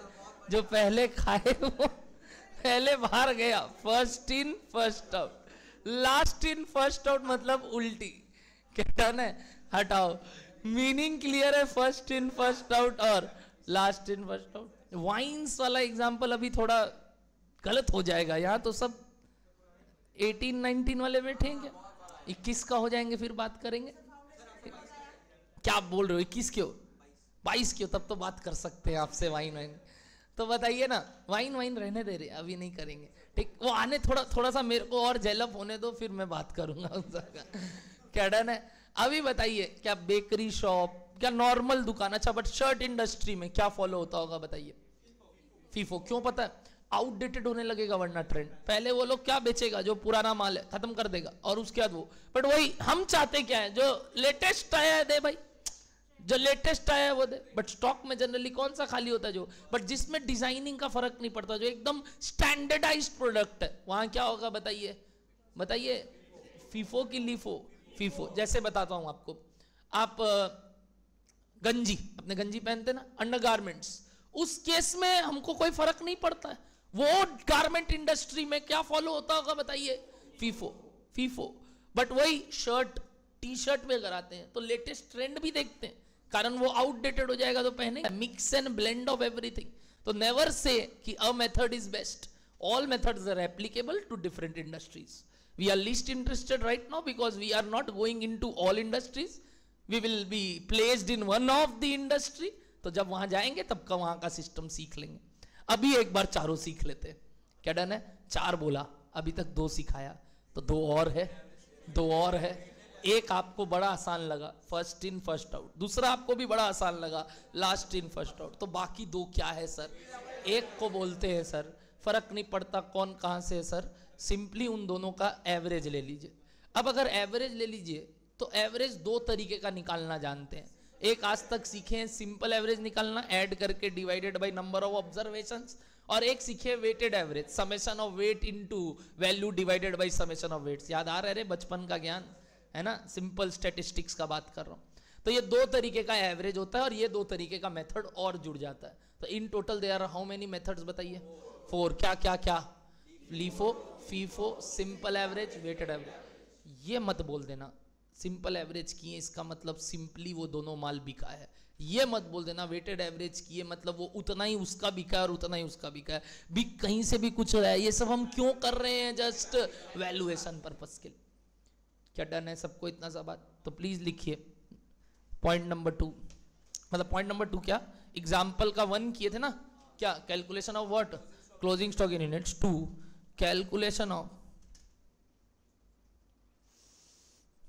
value of closing stock, calculation of value of closing stock based on following valuation technique: A, B, C, D. Please name them. FIFO full form लिखेंगे। हाँ, फर्स्ट टाइम है, मतलब फर्स्ट टाइम है इसलिए नहीं, फर्स्ट टाइम है इसलिए नहीं, फर्स्ट टाइम है अपना, ठीक है? छोड़िए, पैराडॉक्स में चले जाएंगे आप। लिखिए फर्स्ट इन फर्स्ट आउट,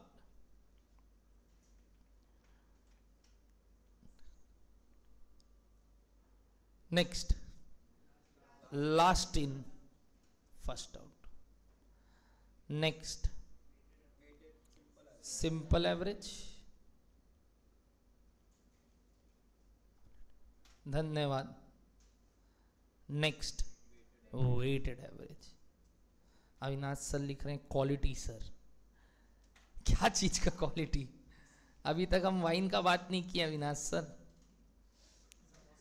हाँ समोसा का बात हुआ ना, ओ इसीलिए वो आ गया, सूंघ लिया कि क्या चल रहा है क्लास में, आ गया क्लास में, समोसा का बात चल रहा है, सूंघ लिया, मतलब एकदम नीचे मंगा भी लिया होगा वो पक्का। बोलो फीफो लीफो सिंपल एवरेज, कभी भी उसके आगे टिफिन नहीं खाएगा, और एकदम पास हो तो एकदम नहीं, ठीक है ना। क्या नहीं, ये खाया अभी खत्म कर देगा वो, डन है। वो जो वो वाले सर नहीं थे एक तो बंकू का जो प्रिंसिपल था भूतनाथ में, बैंकू, वो जो करके आता था ना टिफिन में क्या है वो सब ले जाएगा, देख के उससे बच के, ठीक है।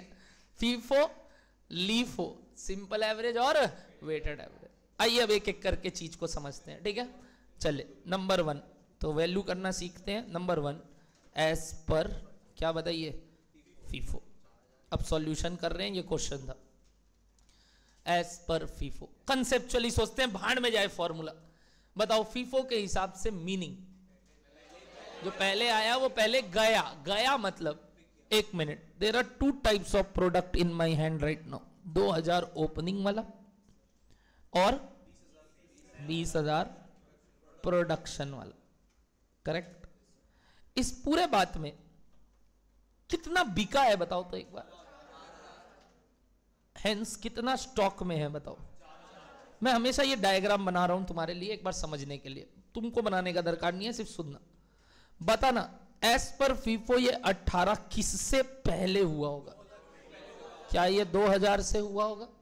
यानी इस 18 में 2000 तो किसका है? ओपनिंग का है, तो बाकी का कहां से बिका होगा? प्रोडक्शन से। यानी ऐसे बोलूं, इस 18 में 2000 ओपनिंग से रिलेटेड है और बाकी का बैलेंसिंग फिगर आया 16,000 जो प्रोडक्शन से रिलेटेड। मतलब जो ये 4,000 घर पे पड़ा है ये किससे है? ये पक्का सिर्फ और सिर्फ प्रोडक्शन वाला है, क्योंकि एज पर फीफो वो 2000 तो बिक गया उस 18,000 में, तो इस 4,000 में कौन सा वाला माल है बताओ? बताओ आउट ऑफ क्या है ये बताओ? Production, produced units. यानी जनरली, जनरली वर्ड बोला एक, जनरली वापस से बोल रहा हूं, जनरली फीफो में स्टॉक में कौन सा माल दिखेगा? प्रोडक्शन वाला, क्योंकि ओपनिंग वाला तो क्या हो गया होगा? बिक गया होगा। जनरली, सर जनरली वर्ड क्यों बोले? अरे मान लो क्लोजिंग स्टॉक में मान लो बिका होता 1000, सर ऐसा कौन सा धंधा है? मान लो खराब चल रहा था इस दौर, तो और कितना बिका बताइए इस साल? 1000। कितना पड़ा था घर पे? 2000। और कितना बना लिए? और 20,000। तो 1000 ही बिका, तो वो कहां से बिका? ओपनिंग से 1000 बिक गया। तो घर पे जो पड़ा है वो क्या क्या है? एक तो ओपनिंग का भी 1000 पड़ा रह गया, और एक, बट ये rarest of the rare case होगा, सोच लो, क्योंकि अगर तुमको मालूम है बिकाएगा ही, तुम 1000 तो बना क्यों रहा है इस साल? जो पड़ा है उसी से काम चलाना। तो ये तो होना प्रैक्टिकली सम्स में पॉसिबल नहीं है, और रियल लाइफ में हो ही सकता है भाई। अभी सम्स पॉइंट ऑफ व्यू से बात कर रहे हैं, यानी थ्योरेटिकली इन बुक्स वी से कि जो भी क्लोजिंग स्टॉक में है वो कहां से है बताइए?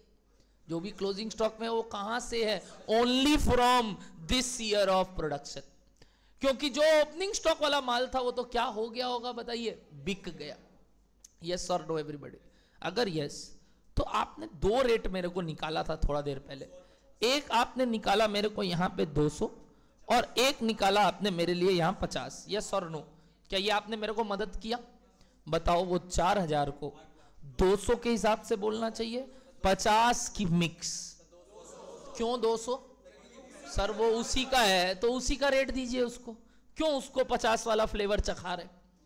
तो क्या उसमें सिर्फ और सिर्फ 200 का इफेक्ट आना चाहिए? तो बताओ वो 4000 का 4000 इंटू क्या हो जाएगा? 200। यानी कितने का वैल्यूएशन हो गया? 8 लाख का valuation.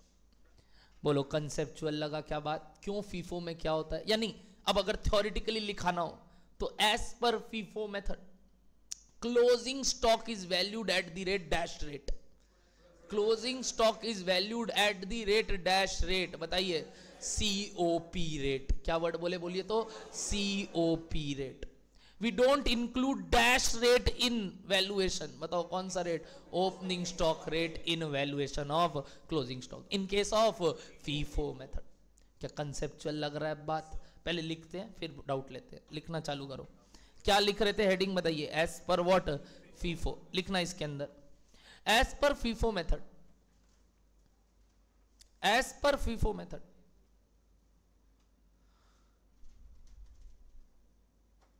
Opening stock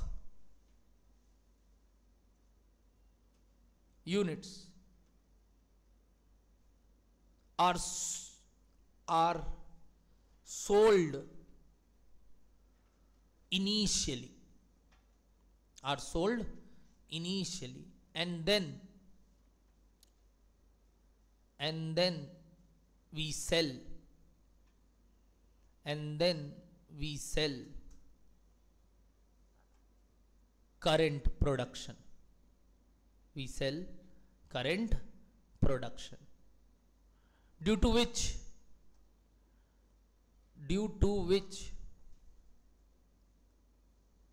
we are left with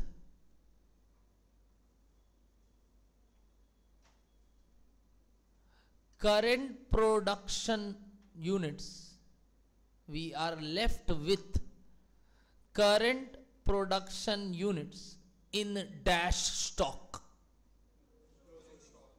in dash stock, बताइए in which stock, closing stock, we are left with current year production in closing stock. Next para, therefore as per FIFO method, therefore as per FIFO method, therefore as per FIFO method,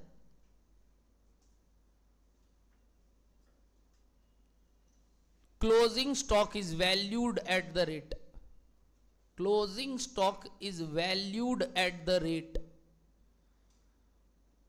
बताइए closing stock is valued at the rate of, बताइए क्या, COP rate, is valued at the rate of COP rate, is valued at the rate of COP rate.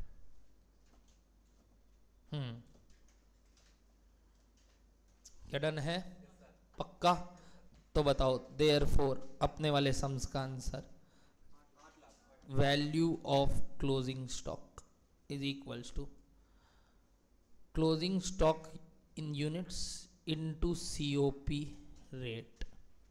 closing stock in units था 4000, COP rate निकाले थे 200 per unit.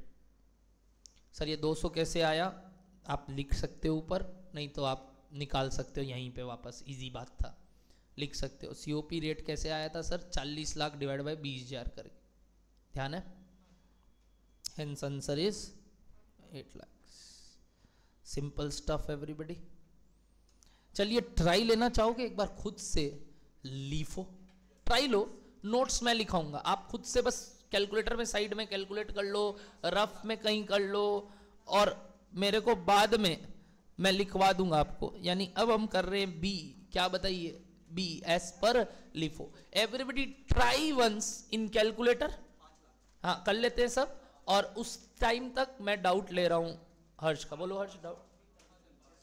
Okay ठीक है, थोड़ा पीछे बैठा कर एक बेंच, नहीं तो वो थोड़ा सा अजीब लगेगा, वो आगे है बहुत।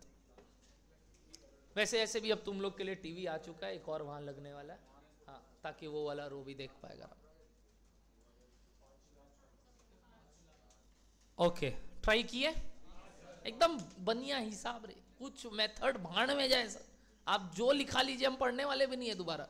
गुड गुड गुड, मतलब ही नहीं है सर आपके बात से, हम तो अपना सिंपल वो बढ़िया हिसाब लगाएंगे, ये पढ़ा है, ये गया, हो गया। Good good, I also want this, but ठीक है, क्या करें, हम भी मजबूर हैं, हमको नोट्स लिखवाना पड़ता, तो लिखवा रहे हैं, बट आपको बता दे आप अल्टीमेटली वही करोगे जो अभी कर रहे हो। सिंपल खट खट खट खट खट खट आ गया। अब वो क्या है हमको मतलब नहीं है, क्या इनटू क्या। रेडी? ओके, ऑनलाइन लाइव में आंसर आ रहा है 5 लाख। यहां कितने लोग 5 लाख? हाथ ऊपर। दी बाप रे,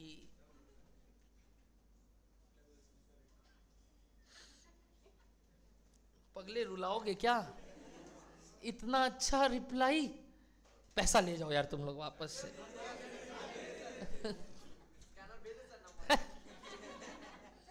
नहीं नहीं नहीं नहीं नहीं, कुछ नहीं कुछ नहीं, चलो हाँ, स्कैनर से तो क्या होगा, पापा के पास वापस जाएगा, कैश होगा तो हम लोग के पास आ जाएगा।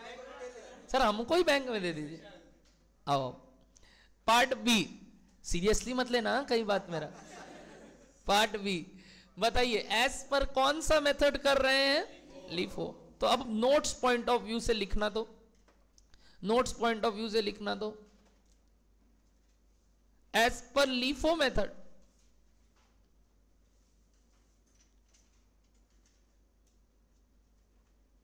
Current year production, as per LIFO method current year production is sold initially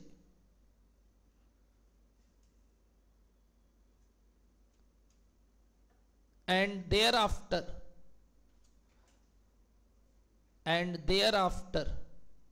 we use opening stock units.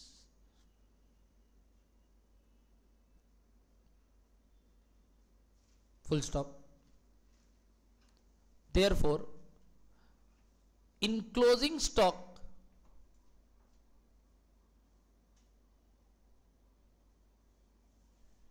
we are left with generally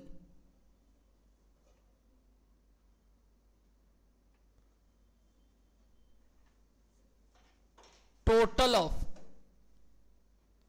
opening stock, total of opening stock and a part of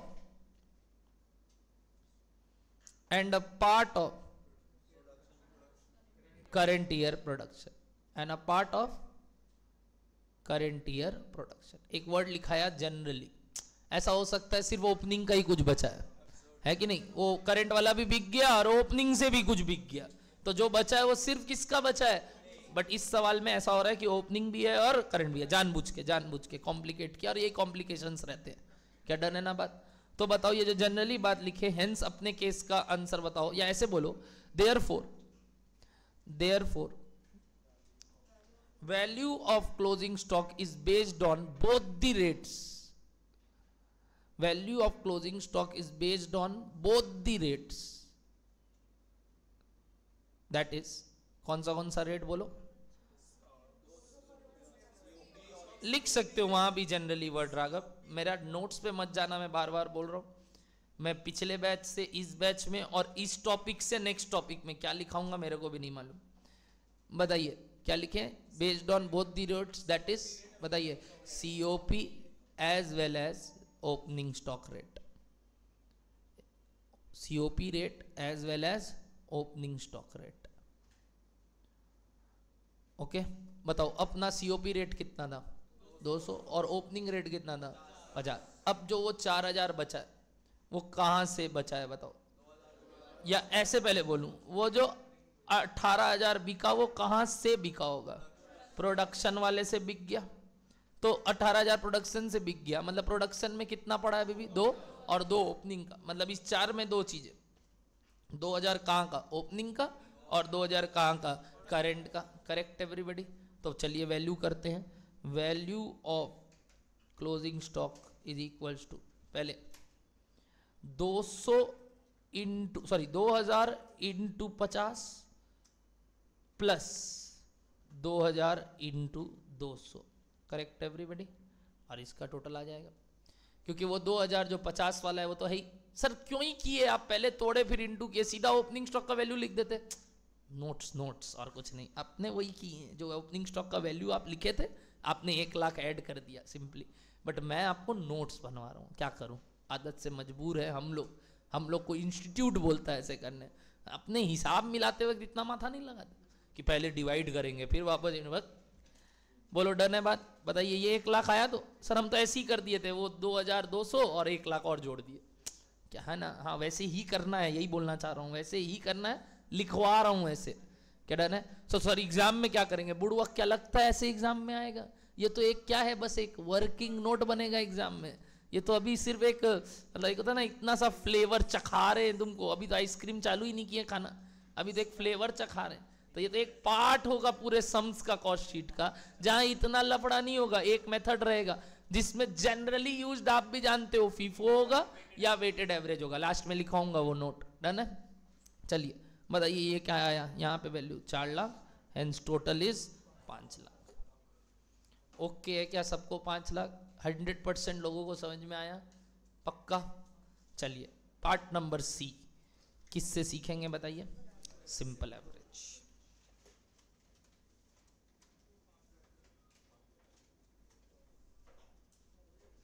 simple average method, simple average method.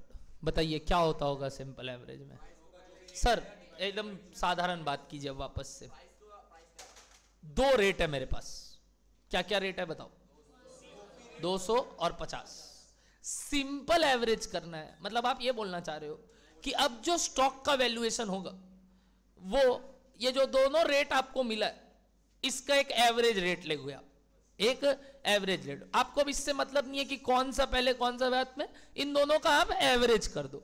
Average 2 तरीके से किया जाता है sir, एक तो add करके divided by number of observation. Since यहां 2 observation है, क्या क्या? ओपनिंग का रेट और सीओपी का रेट, तो दोनों को ऐड करिए डिवाइडेड बाय 2 कर दीजिए, तो 50 और 200 का एवरेज करेंगे कितना आएगा बताइए? 125। तो क्लोजिंग स्टॉक को कितने पे वैल्यू कर दीजिए? 125। 125 इंटू 4000 कितना आता है बताइए? 5 लाख। बाई चांस सेम आया, हाँ ये मत दिमाग लगा लेना कि 100% अब हमारा आइंस्टाइन दिमाग काम कर लिया कि as per LIFO and as per simple average answer will be same. ये सब माथा मत लगाना, वो क्वांटिटी सेम था बुड़वक। देखो ये सिंपल एवरेज ही हुआ है। हे भगवान, गलत वर्ड बोल दिया हमको लग रहा है। ऊपर दोनों में 2-2000 इंटू किए ना, हे भगवान, वेट सेम था क्या? वेट सेम, तो 50 के लिए भी वेट 2000, 100 के लिए भी वेट 2000, इसलिए डिवाइडेड बाई जब 4000 करोगे वही रेट आएगा जो सिंपल एवरेज से रेट आएगा। सॉरी सॉरी सॉरी, हाँ अगली बार से नहीं बोलेंगे। हाँ ठीक है ना, ये सब ठीक है ना? ठीक है ना? बोलो डन है ना?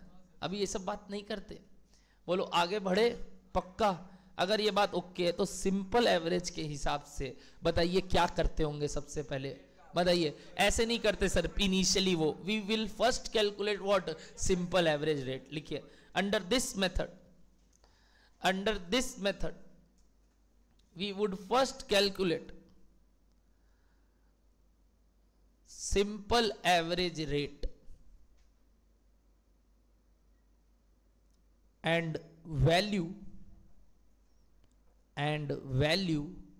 the closing stock based on that rate, and value closing stock based on that simple rate, based on that simple rate। ठीक है, तो नीचे simple average rate is equals to, simple average rate is equals to formula COP rate plus opening stock rate divided by 2। Correct? तो बताओ opening stock COP rate कितना था? 200। Opening stock rate 50 divided by 2 यानी 175 per unit पे value करेंगे। 125 per unit पे value करेंगे, 125 per unit पे वैल्यू करेंगे। Therefore value of closing stock बताइए 4000 into 125, 5 lakh.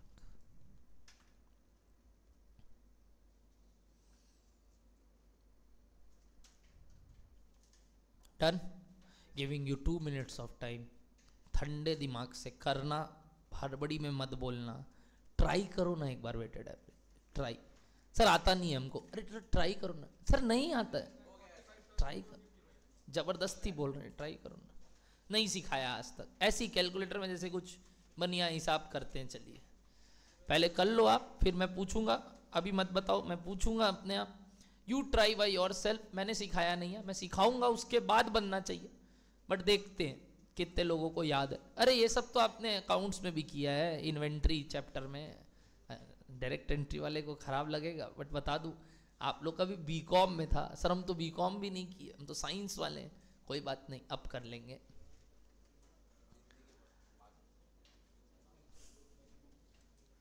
Weighted average try करते हैं सर, कुछ हम अपना खुरापाती दिमाग लगाते हैं और ट्राई करते हैं क्या आंसर आ रहा है।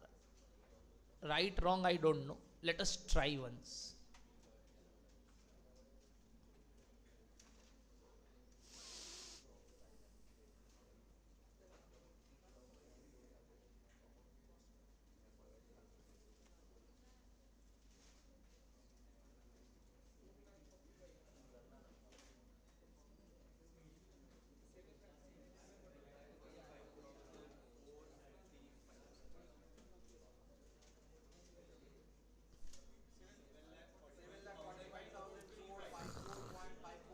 मेरे ख्याल से 1 मिनट सर, आपका नाम?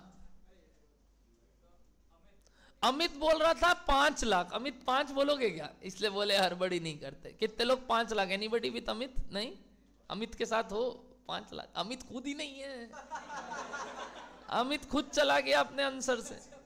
अमित चालू होने से पहले धीरे से हमको बोला सर 5 लाख होगा, 5 लाख। हम सुन लिए उसके मन का बात, बट अब अमित को खुद को समझ में आ रहा है कुछ गड़बड़ी कर रहे हैं हम सोचने में। ओके, एक आंसर आया 12 लाख। एनीबडी 12 लाख? नहीं, गड़बड़। ठीक है, अब पूछते हैं, एक जन से पूछते हैं, फिर वो सब बता देना हो कि नहीं। बोलो, एक वर्ड बोलो। वो ठीक है, 754 745 455.545454 टाइप्स, वो ठीक है। किनका किनका ये आया? सबका ही आया। ऐसे मत बोल, ऐसे मत है। 50% लोग हैं, कुछ किए हैं ये। देखते हैं कौन राइट है। कोई और आंसर? हाँ तो बोल अरिजीत, रुक मत, तुम्हारा तो हक है। गा, तुम तो बोल भी मत, गा। 6 lakhs। Anybody with 6 lakhs? तो देखो है, लोग है तो बोलते काहे नहीं हो। शर्माओ मत। अच्छा दूसरा है, शर्माओ मत। तेरा 6 ठीक। दूसरा बोल 680। एनीबडी 680? नो, ठीक। तो ये वैरायटी ऑफ आंसर्स आए हैं मेरे पास। आओ अब सीखना पड़ेगा। कौन सा टॉपिक बताइए? Weighted average. तो ये मत सोचना हमसे नहीं हुआ सर, आता नहीं है, सीखेंगे आज, तो कोई दिक्कत नहीं है। कितने लोग ट्राई किए, अब अपने अपना दिमाग लगाएंगे नए रूप से। डन? बताओ, वेटेड एवरेज में भी हमें रेट का एवरेज करना चाहिए। मेथड तो सेम ही होगा, सिंपल एवरेज और वेटेड एवरेज। सिंपल एवरेज में क्या होता होगा? दोनों रेट को ऐड करके डिवाइडेड बाय 2। क्यों? सिंपल मतलब weights are same. But weighted average में यही फर्क है, दोनों को क्या करेंगे बताइए? वेट्स अलग अलग देंगे, क्योंकि अलग अलग वेट है। बताओ, ये 200 कितने यूनिट्स के लिए था? प्लीज बताइए, ये 200 कितने यूनिट्स के लिए था? I need answer from each and everybody. 20,000 के लिए। और ये 50 कितने के लिए था? 2000। क्या इन दोनों वॉल्यूम में फर्क है? इस वजह से वेट्स अलग अलग होना चाहिए, क्योंकि ये 200 तो कितने के लिए है? 20,000 के लिए। और ये जो 50 है वो कितने के लिए है? 2000 के लिए। तो एक जगह लिख रहा हूं जो आज तक आप लिखते थे। मेरे पास 2 तरीके का रेट था। क्या क्या था? रेट बताना। एक क्या था बोलो? 200। और एक क्या था बोलो? 50। और इनका मेरे पास यूनिट्स अलग अलग है। क्या क्या है बताओ तो? 20,000 और 2000। सबका अगर नाम दूं तो दिस वाज सीओपी रेट। शांति से सुनना सिर्फ अभी। 50 ओपनिंग स्टॉक रेट। 20,000 वाज बोलो COP in units, and this was opening stock in units. Correct? वही प्रोडक्शन यूनिट्स मतलब सीओपी इन यूनिट्स और ओपनिंग स्टॉक इन यूनिट्स। क्या जानते हो आज तक वेटेड एवरेज निकालने का फॉर्मूला? समेशन ऑफ, याद है? Weight into X by summation of weight. या ऐसे बोल लो sir, weight into quantity, weight into वो जो भी रहता था, divided by summation of weights. तो weight into observation by weight, plus weight into observation by summation of weights. बताओ यहाँ ऑब्जर्वेशन क्या है? हमें क्या निकालना है? Weighted average what? रेट। तो ये मेरे लिए एक्स हुआ करता था, रेट, और ये क्या है मेरे लिए? वेट्स। तो बताओ फॉर्मूला क्या होता है? पहले फॉर्मूला बताओ। Summation of what? बोलो W X by summation of X. W, sorry, क्या ये बचपन में किया हुआ बाप है? पाप बोलूंगा इसको, क्योंकि ये आपको रटने वाला काम करवाता है। मैं बाद में जाके आपको इसको सीधा सीधा सोचना भी सिखाऊंगा, बट एक बार थ्योरेटिकली बात को वापस समझते हैं। क्या दो तरीके का रेट था, उन दोनों का अलग अलग यूनिट्स था। तो वेटेड एवरेज क्या होता है sir, rate into quantity, rate into quantity by total weight यानी टोटल क्वांटिटी। तो बताओ सीओपी और ओपनिंग का वो वेटेड एवरेज रेट निकालने में मदद करोगे मेरे को? बताओ क्या इनटू क्या करूं, बोलो। 200 इंटू 20,000, ओके, प्लस क्या 50 इंटू 2000 डिवाइडेड बाई बोलो 20,000 प्लस 2000। समझ में आया क्या ये वाला बात? Weight into rate, weight into rate divided by total weight.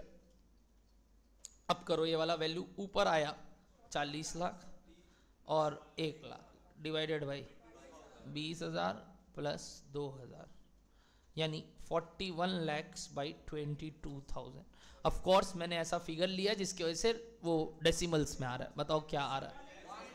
186.363636 types. देखो आया क्या सबको? पहले मीनिंग समझ में। अब क्लोजिंग स्टॉक को किस पे वैल्यू कर देंगे? इस रेट में। तो दिस इनटू क्या करेंगे बताइए? 4000 कितना आ रहा है देख लो। वो एग्जैक्ट लोगे तो एग्जैक्ट आएगा 7,45,454.54 टाइप्स आ रहा है क्या ऐसे?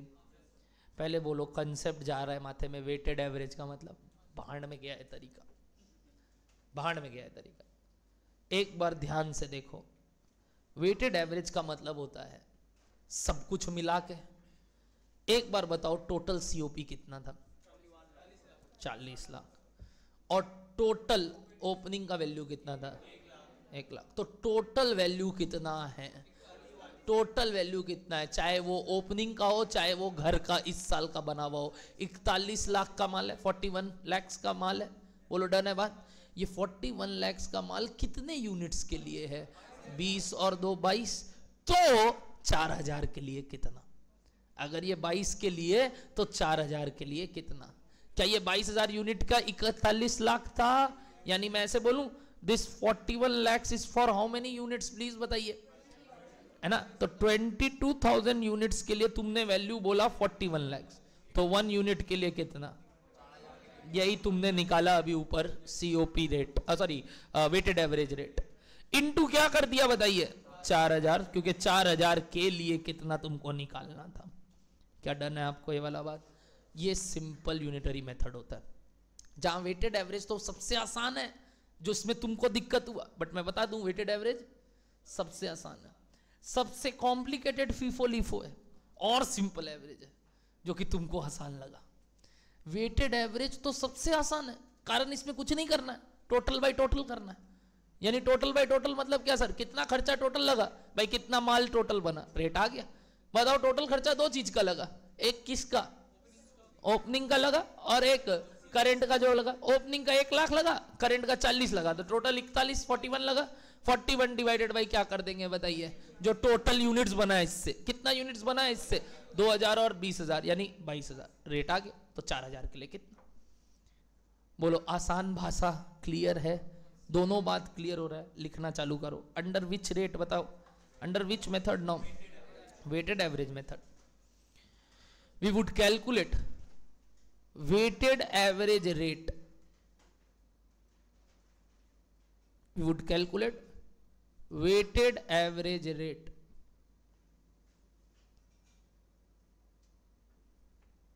We will calculate weighted average rate and hence value the closing stock, and hence value the closing stock based on such rate, and hence value the closing stock based on such rate, based on such rate, full stop. नीचे weighted average rate is equals to,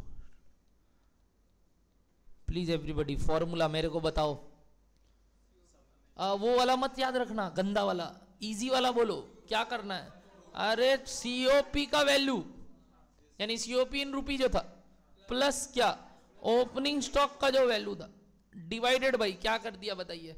वही COP in units plus opening stock in units. Easy लग रहा है अब ये वाला बात, rather than learning that very tough method weights x बकवास, सीधा टोटल बाय टोटल कि ये खर्चा इतना के लिए, खर्चा इतना के लिए, तो टोटल मिला के कितना।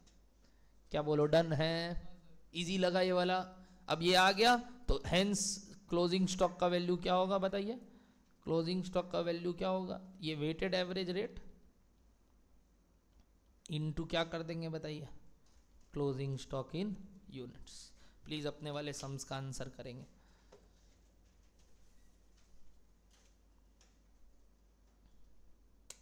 अपने वाले सम्स का आंसर करेंगे।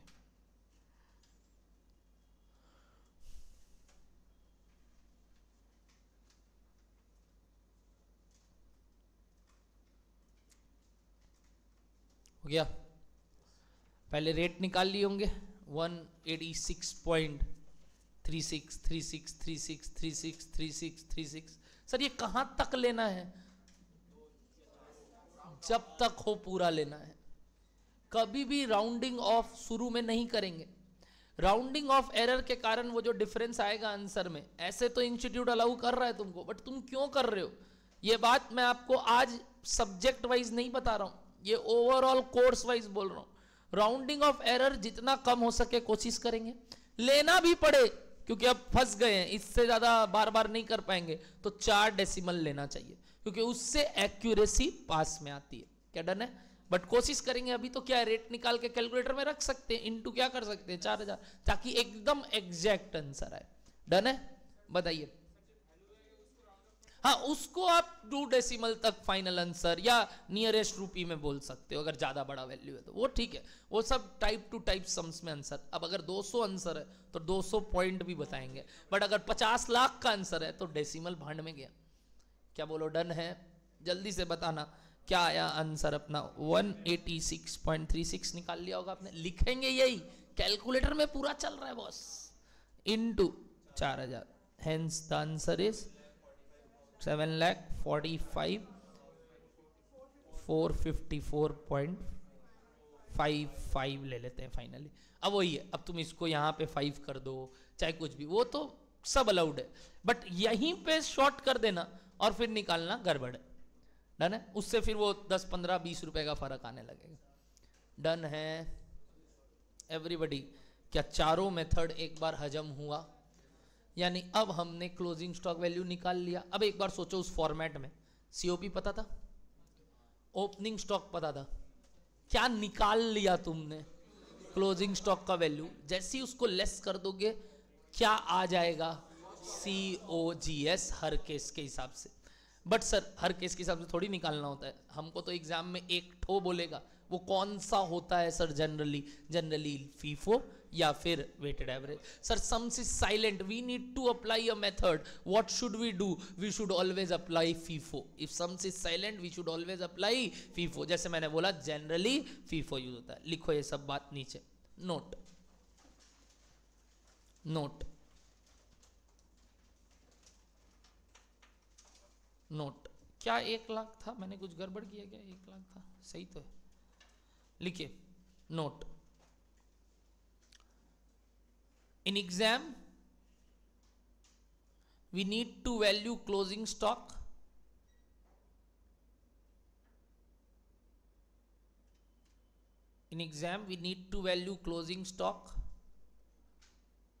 based on the method of valuation specified in question. Based on the method of valuation specified in question. Full stop. If nothing is mentioned in question,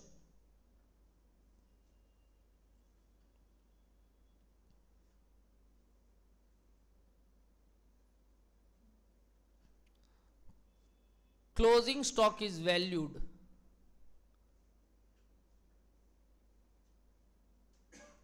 as per dash method. If nothing is mentioned in question, then closing stock is valued as per dash method. बोलिए, FIFO method, हम FIFO assume करके चल जाएंगे। Sir हम weighted average करें तो जो भी करो नोट लिख देना, हम बता देते हैं सजेस्टेड आंसर्स में, जब नहीं बोलता है वो लोग क्या करते हैं, फीफो लेके करते हैं, तो तुम भी फीफो करके नीचे नोट दे दोगे, अज्यूमिंग फीफो मेथड लिखना पड़ेगा नोट। क्या डन है बात आपको, पक्का हजम हुआ क्या, बहुत देर पढ़ लिया आज, अरे बाप रे कितना हो गया, 1:45। एक सम्स होमवर्क दे दूं आज, पक्का लिखना चालू कीजिए, 4-5 दे दीजिए, एक में 4 ही है, ले एज यू लाइक इट, एक में 4। हाँ आइए लिखिए example 2,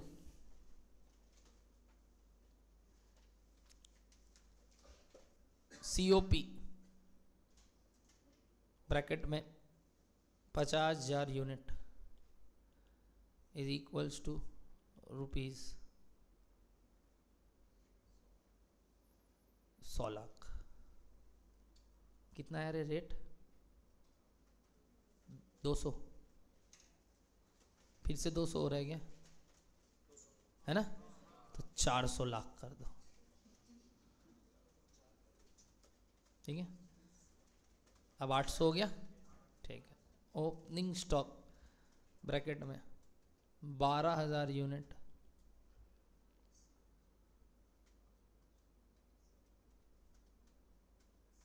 is equals to 48 lakhs।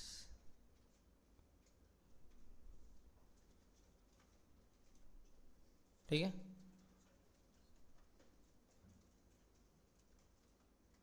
Sold units is equals to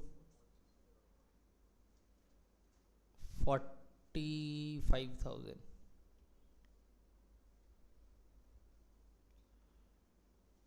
Calculate the value of closing stock under each of the 4 methods of valuation।